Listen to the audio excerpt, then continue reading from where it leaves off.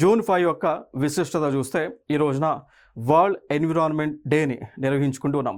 So ప్రపంచ పర్యావరణ దినోత్సవాన్ని జూన్ 5న నిర్వహించుకుంటూ ఉన్నాం.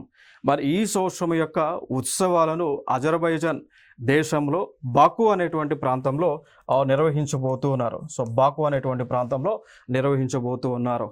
సో మరి ఈ క్రమంలో ఈ వరల్డ్ ఎన్విరాన్మెంట్ డే యొక్క ఇతివృత్తం మనం తీసుకుంటే climate change and urbanisation are inspired by nature for climate for our future అనేటువంటి ఇతివృత్తంతో ఈ వరల్డ్ ఎన్విరాన్మెంట్ డేని నిర్వహించుకోవడం జరుగుతూ ఉంది. క్లియర్?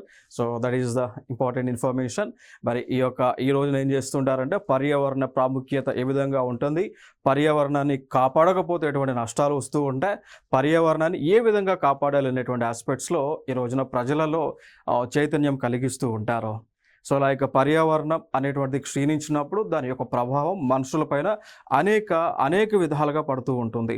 లైక్ ఫర్ ఎగ్జాంపుల్గా మనం తీసుకుంటే లైక్ ఎన్విరాన్మెంట్ కనుక డ్యామేజ్ అయితే క్షీణిస్తే తద్వారా గ్లోబల్ టెంపరేచర్స్ పెరుగుతాయి. గ్లోబల్ టెంపరేచర్స్ పెరిగినప్పుడు ఈ యొక్క గ్లేషియర్స్ అనేటువంటి ఏవైతే ఉన్నాయో, అంటే హిమానీయ నదాలు ఏవైతే ఉన్నాయో అవి కరుగుతాయి అన్నమాట. అవి కరిగినప్పుడు సముద్రం యొక్క మీన్ సీ లెవెల్ అని అంటాం. సముద్రం యొక్క నీటి మట్టం పెరుగుతుంది. సముద్రం యొక్క నీటి మట్టం పెరిగినప్పుడు సముద్రం అంచున ఉన్నటువంటి లేదా తీర ప్రాంతాల్లో ఉన్నటువంటి దేశాలు అన్నీ కూడా నీటిలో మునిగేటువంటి ఆస్కారం ఉంది. ఇటీవల మనం చూసుకుంటే అంతర్జాతీయ నివేదికల ప్రకారము తువాలు అనేటువంటి దేశం ఏదైతే పసిఫిక్ మహాసముద్రంలో ఉంటుందో ఆ తువాలు అనేటువంటి దేశం 2050 సంవత్సరానికల్లా సముద్రంలో మునిగిపోయేటువంటి ప్రమాదం ఉంది అని చెప్పేసి అంతర్జాతీయ సముద్ర శాస్త్ర నిపుణులు చెప్తూ ఉన్నారు.